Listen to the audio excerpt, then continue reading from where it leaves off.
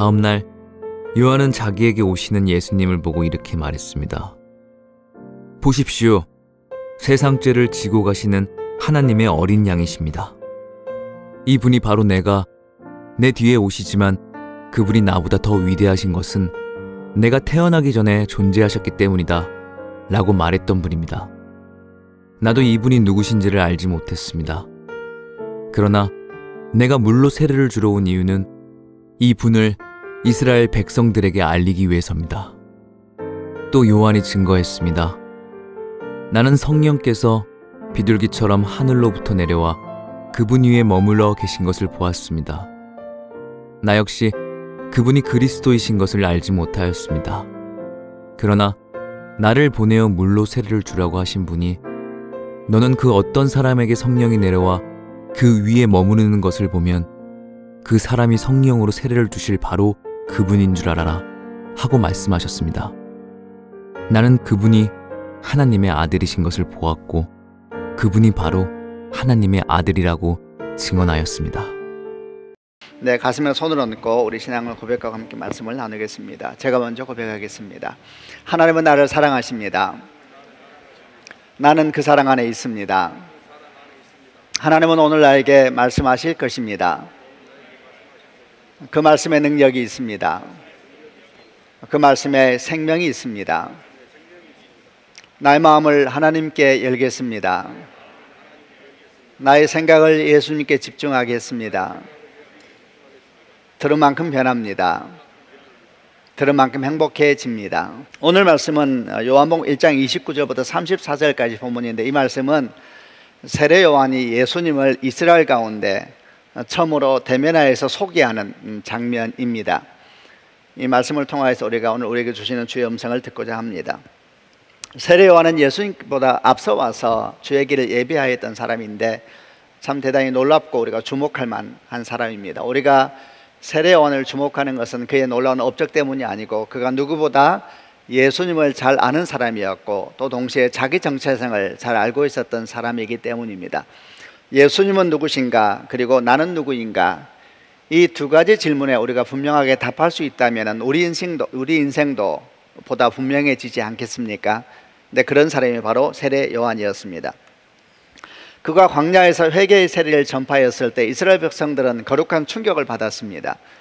그리고 함께 나와서 세례를 받으면서 하나님의 이름을 부르는 이런 역사가 온 이스라엘 덮게 됐습니다. 그러다 보니까 사람들이 세례 요한에 대해서 주목하면서 여러 가지 질문을 하게 되었습니다. 혹시 이 사람이 메시아가 오기 전에 오기로 되어 있는, 예언되어 있는 엘리야가 아니냐 생각하는 사람도 있었고, 혹시 이 사람이 모세가 말했던 바로 그 선지자가 아니냐 생각하는 사람도 있었고, 혹시 이 사람이 그리스도가 아니냐라고 질문하고 생각하며 또 사람들이 찾아오기도 했었습니다. 그러나 이에 대한 세례 요한의 대답은 아주 분명했습니다. 나는 그리스도가 아닙니다. 나는 광야에서 그의 길을 곧게 하라고 외치는 자의 소리입니다. 내 뒤에 그리스도께서 오실 터인데 나는 그분의 신발끈을 맬 자격도 없는 사람입니다.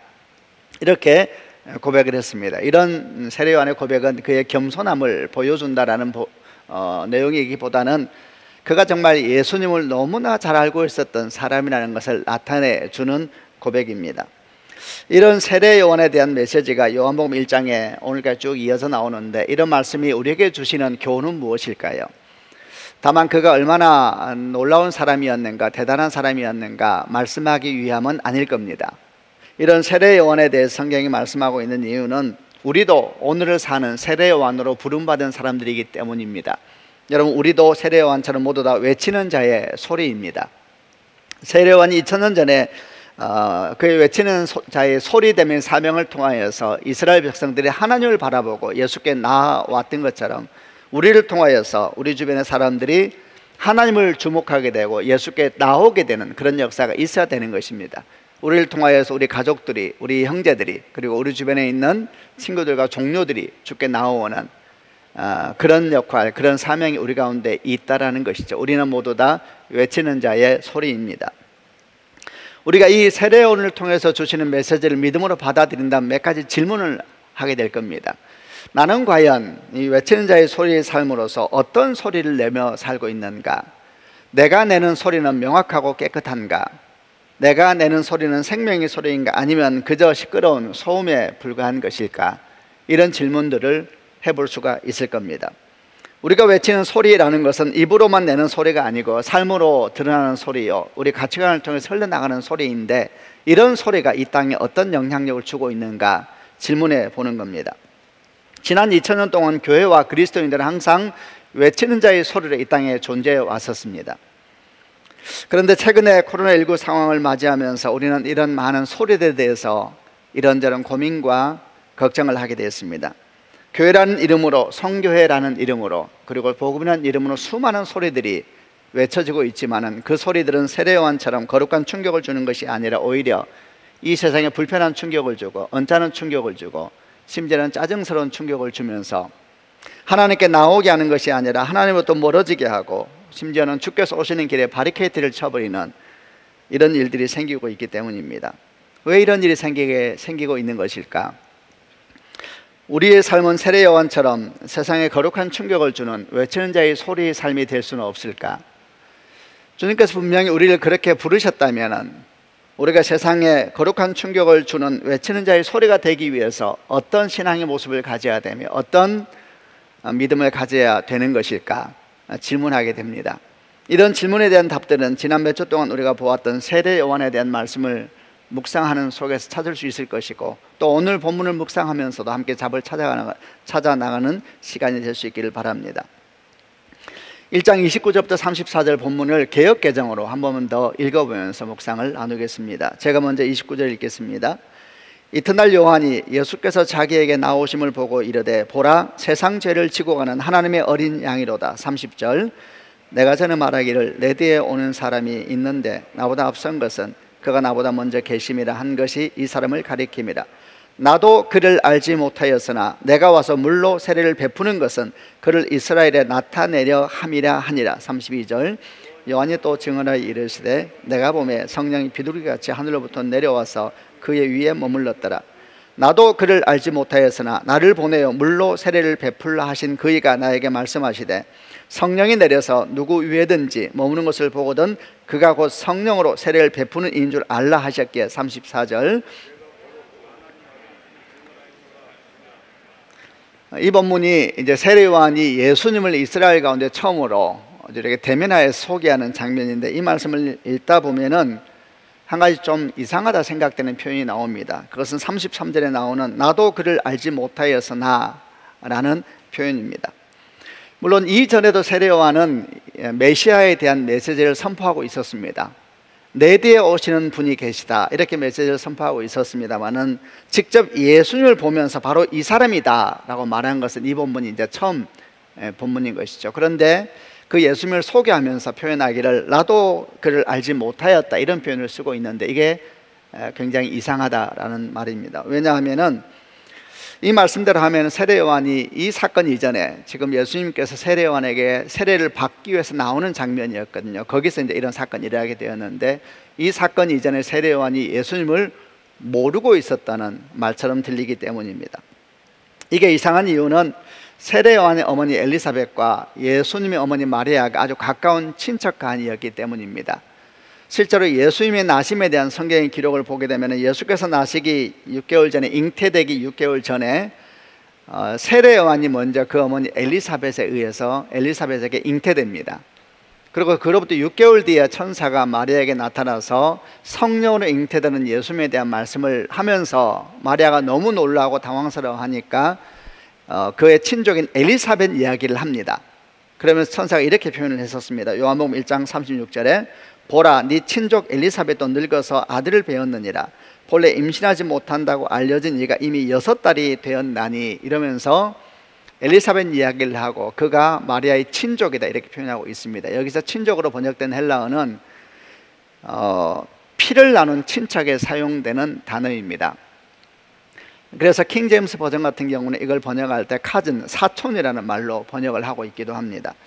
이 단어의 해석에는 조금 다른 견해가 있기도 합니다만 모두 다 동의하는 것은 세례요한의 어머니 엘리사벳과 예수님의 어머니 마리아가 아주 가까운 친척간이었을 것이다 라는 것은 동의합니다.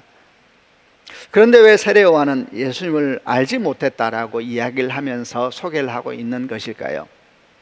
이 말은 세례요한이 예수님을 인간적으로 모르고 있었다라는 말이 아니라 나사렛 사람 예수가 하나님의 아들 그리스도일 것이라는 것을, 온 세상 죄를 지고 가는 하나님의 어린 양이라는 사실을 꿈에도 상상하지 못했었다는 이야기입니다. 여러분, 세례요한이 이전부터 예수님을 알고 있었지요. 그러나 그분이, 나사렛 청년 예수가 하나님의 아들 그리스도일 것이라는 것은 상상도 하지 못했을 겁니다. 그러니까 내가 알지 못하였다, 이런 표현을 쓰고 있죠. 근데 이런 묵상을 하다 보면 또 한 가지 질문을 하게 됩니다. 그렇다면 세례요한의 어머니 엘리사벳이나 예수님의 어머니 마리아는 그들의 자녀들을 양육하면서, 엘리사벳은 세례요한을 양육했고 마리아는 예수님을 양육했잖아요. 양육하면서 그들이 경험했던 하나님의 신비에 대한 경험을 이야기했을까 하지 않았을까? 만약에 특별히 세례요한의 어머니 엘리사벳이 세례요한에게 마리아의 신비, 마리아와 엘리사벳이 만나가지고 3개월 동안이나 같이 있었거든요. 그러면서 그 대화가 아주 놀라웠습니다. 근데 이런 신비를 그 아들 세례요한에게 말을 했었다면 어떻게 세례요한이 예수가 그리스도이심을 모르고 있을 수가 있었을까? 이런 질문도 해볼 수가 있습니다. 두 어머니 모두 세례요한과 예수님을 잉태하고 나중에 해산하는 과정까지 정말 신비한 하나님의 경험을 했습니다. 두 여인 모두 다 임신할 수 없는 상황이었거든요. 엘리사벳은 나이가 많아서 아이를 가질 수 없었다라고 성경에 기록되어 있고, 마리아는 남자를 모르는 여인이었다 이랬으니까 아이를 가질 수가 없는 사람들이었는데, 천사가 와서 하나님의 뜻을 전하였고 그 말씀대로 엘리사벳은 세례요한을 잉태하게 되고 마리아는 예수님을 잉태하게 되었으니까 이런 경험은 정말 다시 있을 수 없는 하나님의 신비 경험이지요. 이런 경험을 엘리사벳과 마리아는 아들들에게 전했을까 전하지 않았을까? 여러분은 어떻게 생각하세요? 그 아들들에게 이 신비 경험을 말했을까요? 말하지 않았을까요? 당연히 말했을 겁니다. 저도 저희 자녀들에게 하나님의 은혜에 대해서, 제가 경험한 하나님에 대해서 말하기를 기뻐하는데, 또 주님도 자녀들에게 하나님이 어떠하시면 전하라 그랬으니까 당연히 전했을 겁니다. 그런데 왜 세례요한은 예수님이 하나님의 아들이라는 것을 모르고 있었을까요? 이에 대해서는 한 두 가지 경우를 생각해 볼 수가 있습니다. 첫 번째는 엘리사벳과 마리아가 하나님의 신비에 대한 이야기를 나누면서도 예수님이 얼마나 놀라운 하나님의 신비 사건인가에 대해서 다 이해는 못했을 것이다 라는 겁니다. 예수님의 신비가 얼마나 큰가에 대해서 다 이해하지 못했다면 엘리사벳이 예수님에 대해서 세례요한에게 말을 하면서 놀라운 분이라는 얘기는 했겠지만은 그분이 하나님의 아들이시다, 육체로 오신 하나님이시다라는 사실을 전하지 못했겠죠. 그 신비를 아마 다 깨닫지는 못했을 것이기 때문이라는 것이죠. 두 번째 경우는 세례요한 엘리사벳이 또 마리아가 예수님에 대해서 어떤 신비를 많이 경험하고 알고 있었다 하더라도 어쩌면 이 두 어머니는 자녀들에게 그 모든 신비를 다 말하지는 않았을지도 모른다라는 경우입니다. 이 두 가지 경우는 중에 어떤 경우가 세례요한에게 맞는 경우일까? 두 가지 다 사실 일리가 있습니다. 그리고 두 가지 다 대단히 우리에게 중요한 교훈을 주기 때문에 조금 더 이 부분을 나눠보겠습니다. 첫 번째, 엘리사벳과 마리아가 하나님의 신비를 경험한 여인이었지만 예수 그리스도에 대한 하나님의 신비를 다 깨닫지는 못했을 것이다 라는 생각을 한번 나눠보겠습니다. 이런 묵상은 아주 일리가 있는 묵상입니다. 왜냐하면 우리가 성경에서 배우는 중요한 영적 교훈 중에 하나는 하나님의 말씀은 한순간에 다 풀어지는 계시가 아니기 때문입니다. 하나님의 말씀이 얼마나 신비한지 모릅니다. 하나님의 말씀은 마치 뭐라고 설명할 수 있을까? 이는 마치 생수가 가득 담겨있는 우물이 있는데 이 우물의 끝을 알 수 없는 그런 우물과 같다는 생각을 합니다.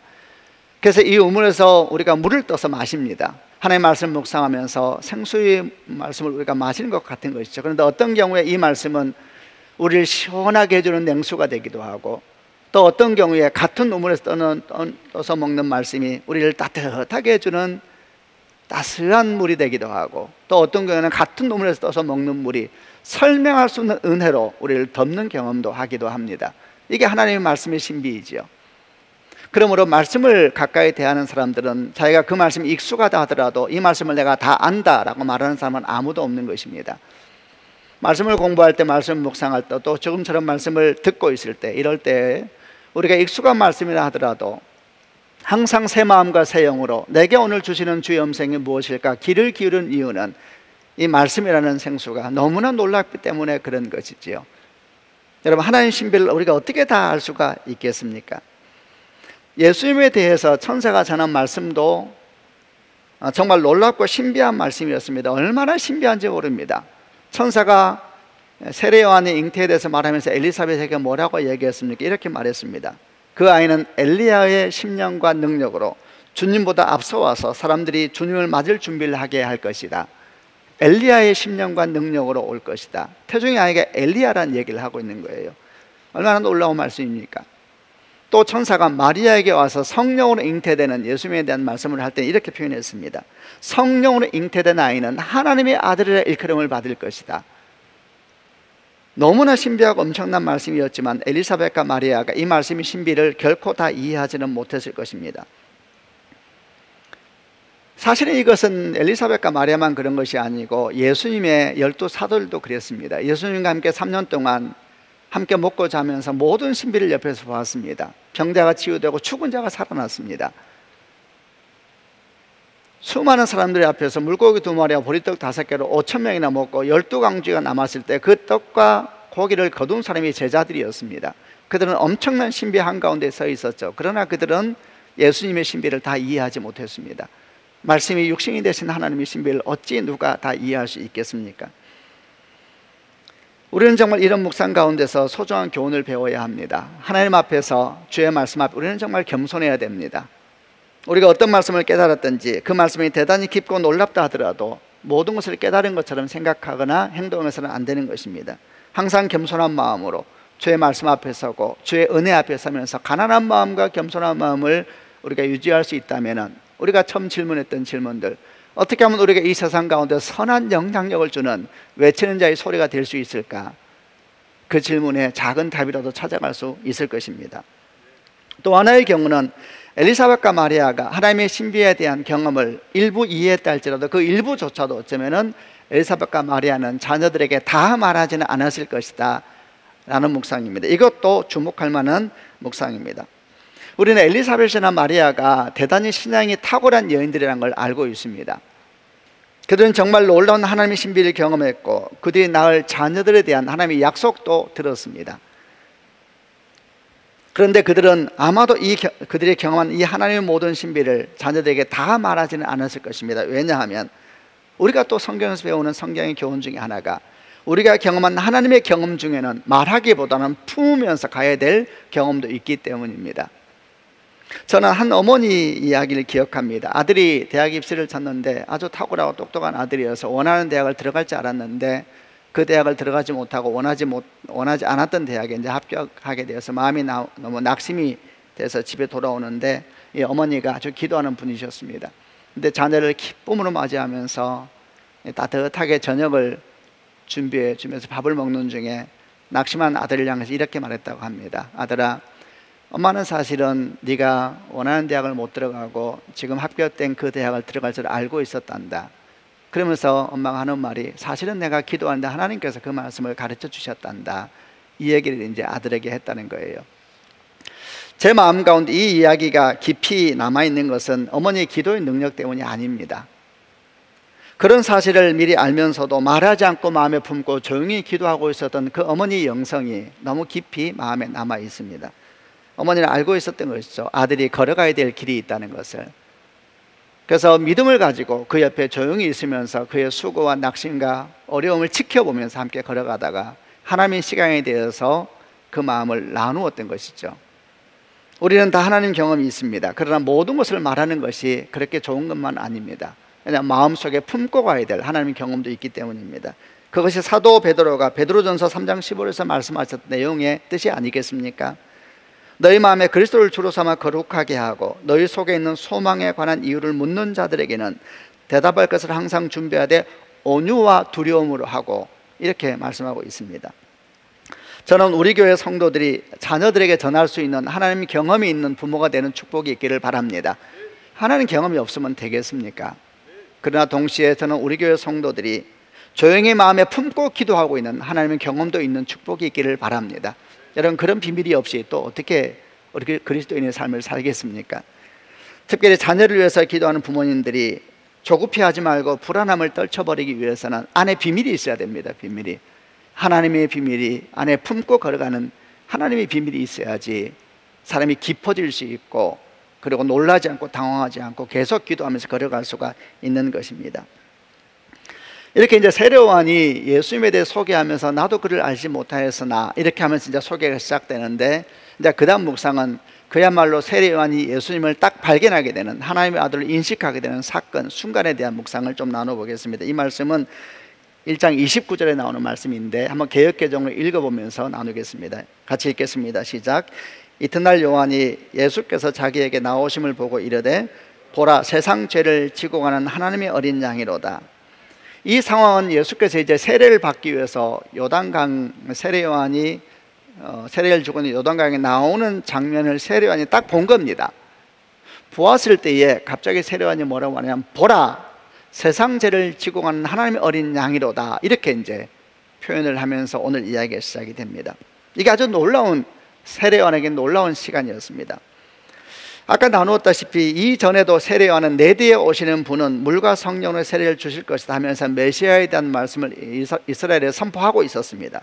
그러나 이 사건이 있기 전까지 그분이 바로 자신이 이전부터 알고 있었던 친척 나사렛 예수라는 사실은 꿈에도 상상하지 못하고 있었습니다.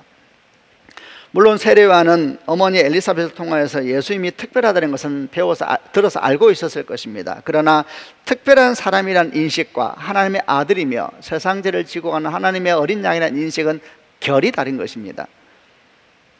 그래서 이런 질문을 하게 됩니다. 세례요한이 세례를 받기 위해서 다가오는 예수님을 보면서 처음 본 얼굴이 아니거든요. 그런데 그날 예수님을 보면서 어떻게 한순간에 그분이 바로 세상 죄를 지고 가는 하나님의 어린 양, 하나님의 아들, 구원자이심을 깨달을 수가 있었을까? 이 엄청난 영적 대전환, 인식의 대전환이 어떻게 그에게 일어났을까? 질문하게 됩니다. 이 순간은 너무 세례요한에게 중요한 순간이었죠. 이 순간은 세례요한이 영적인 눈꺼풀이 벗겨지는 순간이었고, 예수님은 자신의 주님이요 구원자로 영접한 순간이었습니다. 바로 이 순간이 거듭남의 순간이요, 하나님의 아들이신 예수 그리스도를 인격적으로 만나는 순간이었습니다. 다시 묻습니다. 세례요한은 어떻게 예수님을 보자마자 그분이 하나님의 아들 그리스도였음을, 정말 상상할 수도 없는 하나님의 사건이 자기 눈앞에 펼쳐지고 있는 것을 깨달을 수가 있었겠습니까? 이에 대한 답을 찾는 것은 우리에게도 중요합니다. 왜냐하면 우리도 그런 영적 대각성을 경험한 사람도 있고 또 경험해야 되기 때문에 그런 것이지요. 32절부터 34절을 읽으면서 답을 찾아보겠습니다. 제가 먼저 32절을 개역개정으로 읽겠습니다. 요한이 또 증언하여 이르되 내가 보매 성령이 비둘기같이 하늘로부터 내려와서 그의 위에 머물렀더라. 34절. 나도 그를 알지 못하였으나 나를 보내어 물로 세례를 베풀라 하신 그이가 나에게 말씀하시되 성령이 내려서 누구 위에든지 머무는 것을 보거든 그가 곧 성령으로 세례를 베푸는 이인 줄 알라 하셨기에 내가 보고 그가 하나님의 아들이심을 증언하였노라 하니라. 이 짧은 말씀에는 세례요한이 나사렛 예수에게서 하나님의 아들 그리스도를 발견하게 되는 놀라운 인식의 대전환을 이루게 되는 세 가지 이유가 나와 있습니다. 첫 번째, 세례요한은 하나님의 음성을 들었던 사람이요, 두 번째, 그는 성령의 역사를 본 사람이고, 세 번째, 그는 육체로 오신 하나님의 아들을 믿은 사람이었습니다. 하나하나 나눠보겠습니다. 첫 번째, 세례요한은 하나님의 말씀을 들은 사람이었습니다. 세례요한이 예수께서 세례를 받기 위해서 나오기 전에 있었던 일입니다. 그 전에 하나님께서 세례요한에게 말씀을 주셨습니다. 뭐라고 말씀을 주셨는가? 그가 증언하고 있는 것처럼 나도 그를 알지 못하였으나 나를 보내어 물로 세례를 베풀라 하신 이가 나에게 말씀하시기를, 이러면서 이제 이야기를 시작하거든요. 영적 대전환이 있기 전에 세례요한은 하나님의 말씀을 들었고 그 말씀을 마음에 품고 있었습니다. 이것이 시작입니다. 하나님의 말씀이 나사렛 사람 예수가 하나님의 아들 그리스도이심을 알게 하는 영적 대전환의 거듭남의 시작이었던 것입니다. 하나님 말씀이 없었다면, 그가 눈앞에서 성령의 신비한 역사를 경험했다 하더라도, 그리고 육체로 오신 하나님을 눈으로 보았다 할지라도 그 예수님께서 하나님의 아들이시요 온 세상 죄를 지고 가는 어린 양이라는 고백까지 나아가지는 못했을 것입니다. 이런 비슷한 교훈이 사도행전 2장에 있는 성령 강림 사건에서 동일하게 나타납니다. 성령 강림 사건은 어디서 시작되었는가? 예수 그리스도의 말씀에서 시작되었습니다. 예수께서 무덤에서 부활하시고 40일 동안 이 땅 가운데 사역을 하시다가 이제 승천하시기 직전에 제자들에게 무슨 말씀을 하셨냐면 이렇게 말씀했습니다. 예루살렘은 떠나지 말고 내게 들은 바 아버지께서 약속하신 것을 기다리라. 요한은 물로 세례를 베풀었으나 너희는 몇 날이 못되어 성령으로 세례를 받으리라. 이 말씀을 하셨어요. 그러자 제자들은 이 말씀을 믿음으로 받아들이고 기억하였습니다. 그리고 주님은 승천하셨지요. 그리고 제자들 이 말씀을 따라 예루살렘을 떠나지 않고 함께 모여 성령의 임재를 기다리며 기도하고 있었던 겁니다. 그리고 10일 정도가 지났을 때 성령이 불처럼 바람처럼 바로 그들 위에 임하면서 성령의 시대가 열리게 됐습니다. 우리는 기억해야 됩니다. 개인적 경험이 아니라 주의 말씀이 신앙의 바탕이 되어야 합니다. 아멘이죠. 그 위에 성령이 임하시고 그럴 때 그 성령께서 이끌어 가시면서 우리 신앙은 건강하고 바른 방향으로 나아가게 되는 겁니다. 말씀이 없는 성령의 역사는 여러분 대단히 위험한 겁니다. 왜냐하면 악한 영도 사탄도 성령처럼 역사하기 때문에 그런 겁니다. 그래서 성경은 계속해서 우리에게 반복해서 경계합니다. 사탄은 속이는 영이요 가장하는 영이요 혼란의 영이다. 우리가 어떻게 그걸 분별할 수 있겠습니까? 우리 지혜로 분별할 수 있다 그러면 그 사람도 아주 조심스러운 사람입니다. 우리는 분별하지 못합니다. 주께서 말씀하신 것은 시편 119편 109절 말씀에 주의 말씀은 내 발의 등이요 내 길의 빛이니이다. 말씀의 분별입니다. 말씀이 지혜입니다. 우리 중에는 개인적인 특별한 경험으로 신앙을 시작한 사람들도 있습니다. 그럴 수 있습니다. 그러나 그 사람도 말씀 위에 굳게 서야 합니다. 그럴 때 신앙은 눈에 보이는 것이나 귀에 들리는 것에 속지 아니하고 경관 중심을 가지고 걸어가는 신앙인이 될 것입니다.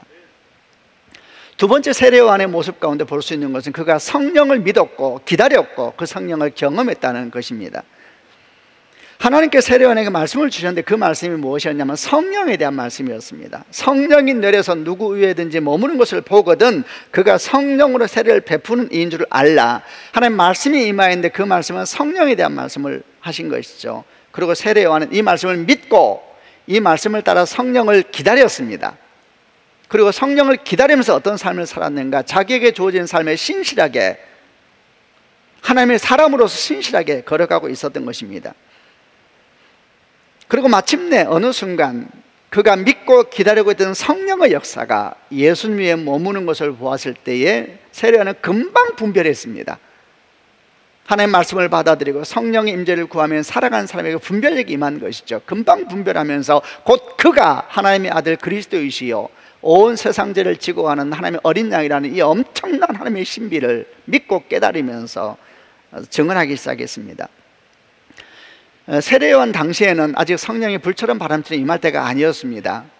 물론 성령은 창세기에서부터 삼위 하나님과 함께 일하셨지만 개인 위에 특별한 현상으로 나타난 적은 없었습니다. 그러나 세례요한이 하나님 말씀을 따라 성령을 믿고 기다리며 그 말씀대로 살아가고 있었을 때에 그는 신약에서 처음으로 성령이 구체적으로 한 사람 가운데 임하는 것을 본 사람으로 등장하게 된 겁니다. 영적 거듭남은 성령이 이끄시는 역사입니다. 성령으로 아니하고는 우리는 예수님을 알아볼 수도 없고 믿을 수도 없습니다. 성령은 예수님을 드러내시는 분이시고 바로 이 사실을 세례요한이 처음으로 경험했다는 겁니다. 여러분 축복합니다. 말씀에 굳게 서고 동시에 성령을 믿어야 합니다. 성령을 기다리셔야 됩니다. 아멘이죠. 그리고 어떻게 살아야 되는가? 그 믿음을 가지고 내게 주어진 삶의 자리에서 그리스도인답게 살아가시면 됩니다. 그러면 어느 순간 성령의 역사가 우리 삶의 한가운데서 신비로 드러나는 것을 보게 될 것입니다. 아멘이죠. 여러분 세례요한이 하나님의 아들을 발견한 곳은 먼 곳이 아니었습니다. 자기가 알고 있는 그 사람 가운데 어느 날 신비가 일어나게 된 겁니다. 여러분 믿음이 이렇게 놀라운 것입니다. 우리가 어쩌면은 설마 했던 그곳에 아니면 반대로 우리가 상처받고 아파할 수도 있고 어떻게 하나 걱정했던 그곳에 하나님의 신비가 임할 수 있는 것은 주의 말씀에 굳게 서 있는 신실한 사람들, 성령의 약속을 기다리며 오늘도 우리 삶의 자리를 지켜가는 그 사람들 가운데 하나님의 신비가 삶의 한가운데 일어나는 것을 보게 되는 것입니다. 그런 축복이 있기를 주님의 이름으로 축원합니다. 마지막 세 번째, 그는 또 어떻게 이런 영적 대전환을 이룰 수 있게 됐습니까? 그는 육체로 오신 하나님의 아들을 믿었습니다. 하나님의 말씀은 성령이 예수님 위에 머물러 있었습니다. 그리고 이 사실은 곧 그가 성령으로 세례를 주시는 하나님의 아들이심을 증언하는 눈에 보이는 증거였습니다. 그런데 여러분, 성령이 예수님 위에 머물러 있는 것을 보았을 때 세례요한의 마음이 어땠을까요? 저는 아마 굉장히 놀라면서 당황스러웠을 수도 있겠다 생각했습니다. 왜냐하면 그 사람을 자기가 너무 잘 아는 사람이었거든요. 나사렛 사람 예수 친척입니다. 친척. 차라리 모르는 사람이었다면, 뭔가 좀 한 번도 본 적이 없는 사람이었다면 오히려 그 심리가 궁금해서 그에 다가갈 수도 있었겠습니다만, 보니까 아는 사람입니다. 아는 사람. 그런데 그 위에 성령이 임하시면서 바로 그가 하나님의 아들 그리스도이시다라고 주께서 보여주시는 증거가 나타났을 때 아마 대단히 충격을 받았을 겁니다. 어쩌면 혹시 이런 생각이 들지는 않았을까요? 아니, 어떻게 이럴 수가 있는가? 내가 혹시 하나님의 말씀을 잘못 들은 것은 아닌가? 나사렛 예수가 특별하다는 것은 알고 있었지만 어떻게 그가 하나님의 아들일 수가 있는가? 이건 아니지 않는가? 우리가 아는 것처럼 복음서에서 예수의 고향 사람들, 나사렛 사람들은 예수께서 복음을 전하실 때 안 믿었습니다. 왜 안 믿었습니까? 내가 저 사람 다 안다는 것입니다. 내가 아버지가 누구인지 알고 어머니가 누구인지 알고 형제도 다 알고 어떻게 자라는지 다 알고 있는데 어떻게 저 사람이 하나님의 아들이란 말이냐, 믿을 수가 없었죠. 그래서 예수님은 이상히 여기시면서 그 땅을 떠났고 그 땅에서 기적도 일어나지 않았다 그랬습니다. 여러분, 그런데 세례 요한이 너무 놀랍지 않습니까? 잘 아는 사람이 갑자기 그에게 성령이 임하면서 하나님의 아들이라고 주께서 계시하신 이 엄청난 사건 앞에서 세례 요한은 갈등하지 않고 외치기 시작합니다. 보라, 세상 죄를 지고 가는 하나님의 어린 양이라도 어떻게 이럴 수가 있었을까요? 앞에 있는 두 개에서 답을 찾을 수가 있죠. 그는 말씀에 굳게 선 사람이었으며 성령을 믿고 기다리며 자기 삶을 신실하게 살아가는 하나님의 사람이었습니다. 그런 사람이기에 생각지 못한 곳에 주의 신비가 나타났을 때 그걸 볼 수가 있었고, 그 한가운데서 망설이지 않고 주의 은혜를 참여할 수 있었던 사람이 될 수가 있었던 것이죠. 여러분, 그것이 바로 육체로 오신 하나님을 믿은 것입니다. 얼마나 놀라운 일입니까? 육체로 오신 하나님을 어떻게 믿을 수가 있겠습니까? 이 앞에 두 가지의 답이 있습니다. 말씀을 신뢰하고 성령을 기다리며 신실하게 자기 삶의 자리를 지켜가는 사람들, 이런 그 한가운데 신비는 사건이 되는 것입니다. 왜 우리의 외치는 소리는 이렇게 짜증나는 소리로 변해버리는 시대가 됐습니까? 왜 교회는, 왜 그리스도인들은 이런 상황까지 내몰리게 된 것입니까? 우리는 다시 우리 삶의 자리를 돌아봐야 되지 않겠습니까? 서울드림교회도 그러하고 우리들도 그러하고, 과연 우리는 이 땅에서 이 세상에서 거룩한 영향을 주는 외친 자의 소리로 거듭날 수 있을 것인가? 과연 우리를 통하여서 우리 주변 사람들은 예수를 향하여 마음을 열고 주님을 향하여 다가오는 역사가 일어나게 할 수 있을 것인가? 다시 믿음을 견고하게 하고 다시 성령의 은혜를 구하며 겸손한 마음으로 주께 나아가는 교회가 되고 성도가 되는 축복이 있길 주님의 이름으로 축원합니다. 아멘. 같이 기도하십시다. 눈을 감고 한번 가슴에 손을 얹어 보시길 바랍니다. 오늘 우리에게 주신 말씀 가운데서 성도 여러분, 여러분에게 주시는 말씀이 있습니다. 어떤 말씀인지 그 말씀을 지금 딱 붙잡으시길 바랍니다. 그리고 주 앞에 기도하십시다. 하나님 아버지, 내게 주신 말씀을 붙잡으며 은혜를 구합니다. 하나님 아버지, 오늘 주신 말씀처럼 우리가 어떻게 주의 신비를 다 깨달을 수 있겠습니까마는, 오늘 주신 말씀을 우리가 붙잡으면서 나를 불편하게 하고 나를 도전하게 하고 나를 감동케 하고 내게 새로운 깨달음과 질문과 의문을 던지고 있는 말씀을 붙잡으면서 이 말씀을 마음에 심고자 하나이다. 오 주여, 이 말씀이 나의 심령까지 심겨질 때에 정말 주께서 은혜를 베풀어 주셔서 뿌리 내리게 하여 주시고 열매 맺게 하여 주시고 내 삶이 정말 주 앞에 아름다운 영광이 되며 우리가 소망하는 것처럼 세상에 거룩한 영향력을 주는 외치는 자의 소리가 되는 인생이 될 수 있도록 이 말씀 가운데 역사하여 주옵소서. 함께 통성으로 하나님께 기도하겠습니다.